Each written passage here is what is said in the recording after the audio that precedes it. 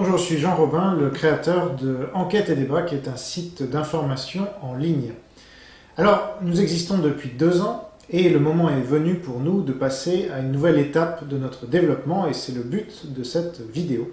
C'est que nous allons ouvrir notre capital au plus grand nombre, à des centaines de personnes, peut-être vous. Et je vais commencer par présenter le média, et ensuite vous expliquer pourquoi nous ouvrons notre capital maintenant.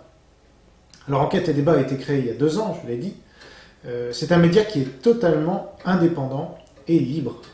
C'est très important, évidemment, puisque notre parole n'est pas soumise à des influences extérieures. Notre capital est libre de... Nous n'avons aucun gros investisseur, genre multinational ou l'État, évidemment, et nous ne recevons pas de subventions de l'État. Donc cela nous permet de mener notre mission à bien, qui est la défense de la liberté d'expression et de l'ouverture d'esprit. Alors, un certain nombre d'actionnaires nous ont suivis dès le départ dans cette aventure, une dizaine d'entre eux, je les remercie d'ailleurs, ce sont des petits entrepreneurs ou des particuliers. Je remercie au passage, donc sans eux évidemment nous ne serions pas là, je remercie au passage les 400 souscripteurs qui nous ont fait confiance en nous donnant un peu d'argent pour nous permettre de continuer notre action, en ayant quelques contreparties en échange.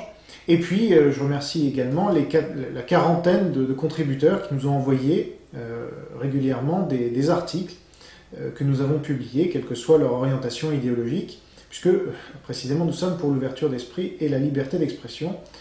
Il fallait juste que ces articles soient légaux et factuels et argumentés.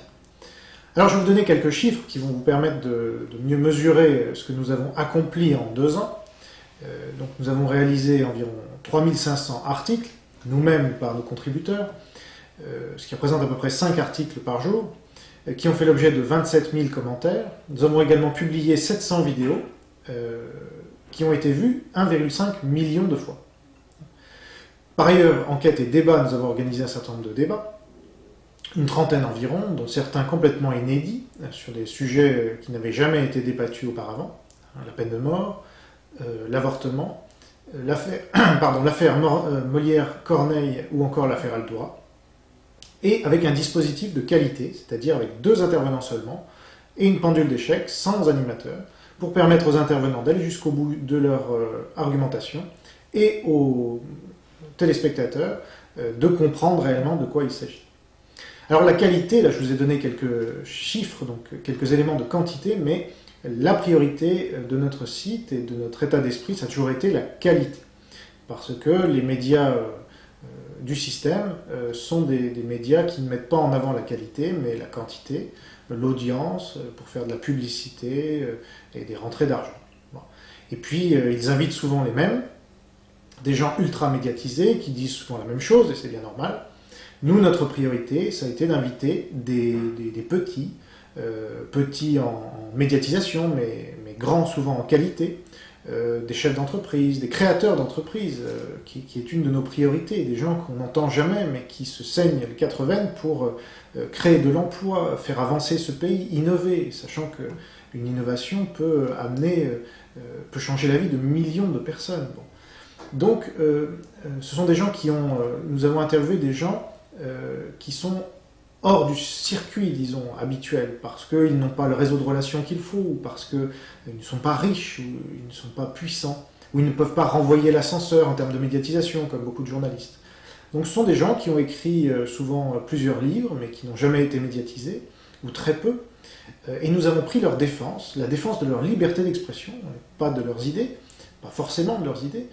Des fois nous étions en accord avec eux, des fois non. Mais notre rôle, c'est de lutter pour une meilleure égalité médiatique.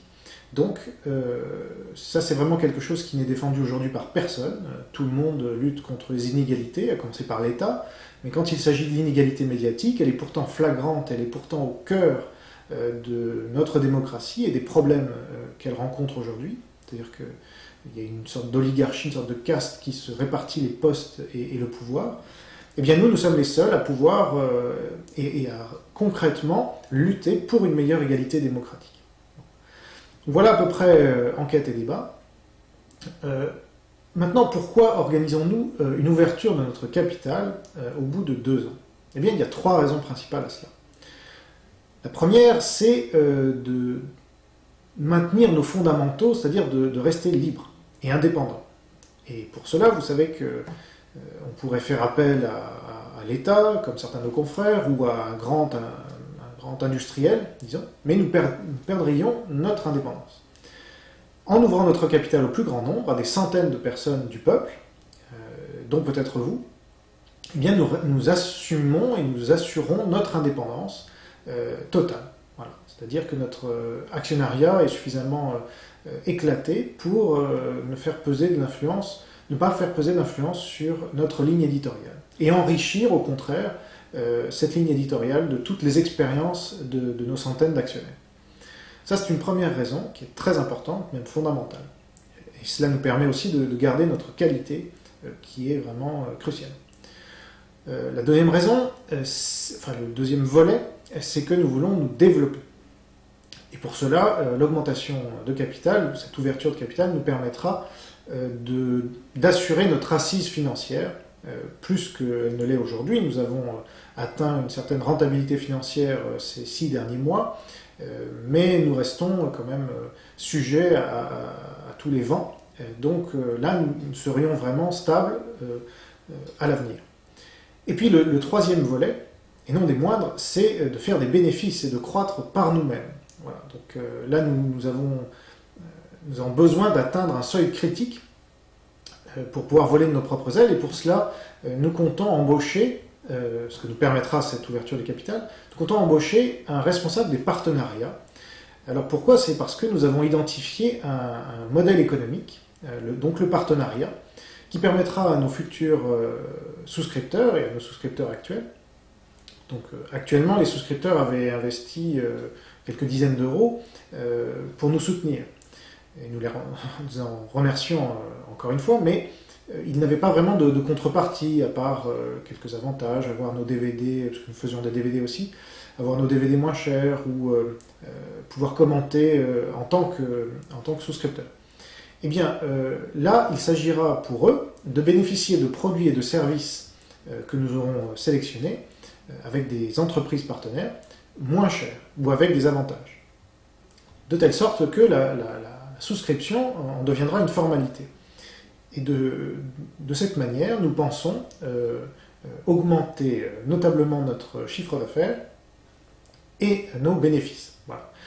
Et notre objectif, un de nos objectifs, évidemment, ce sera de reverser une partie de ces bénéfices à nos actionnaires qui nous auront fait confiance et qui auraient pu investir leur argent ailleurs. Donc c'est bien normal.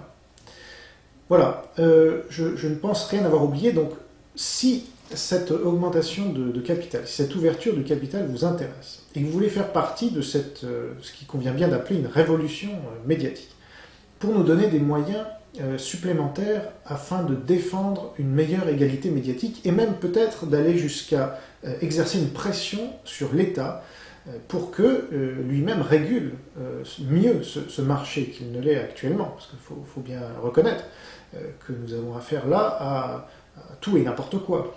Des gens qui sont invités des centaines de fois, d'autres qui ne le sont invités jamais, selon des critères de qualité totalement inexistants. Donc au moins, sur les médias de service public, il devrait y avoir une meilleure répartition de la parole.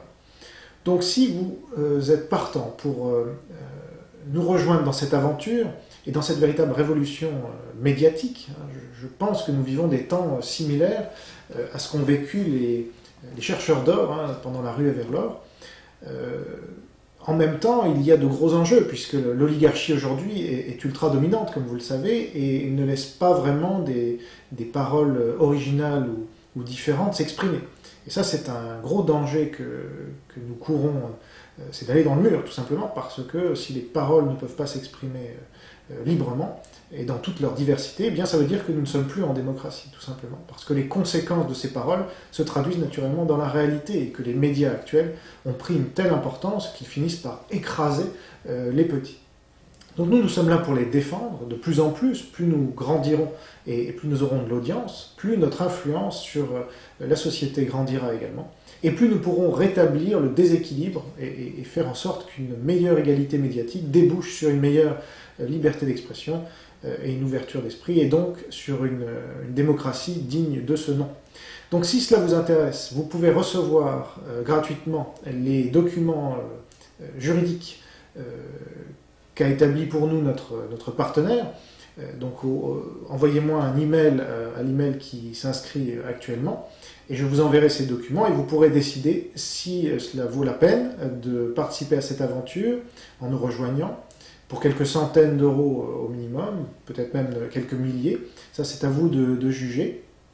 Nous avons une limite qui est de 100 000 euros, donc nous devrons refuser des gens qui voudraient souscrire et qui se manifesteraient après que nous ayons atteint les 100 000 euros. Et de même, nous refuserons les gens qui se manifesteront après le 12 avril, puisque l'opération commence le 12 mars et se termine le 12 avril. Donc réfléchissez bien, mais ne réfléchissez pas trop longtemps.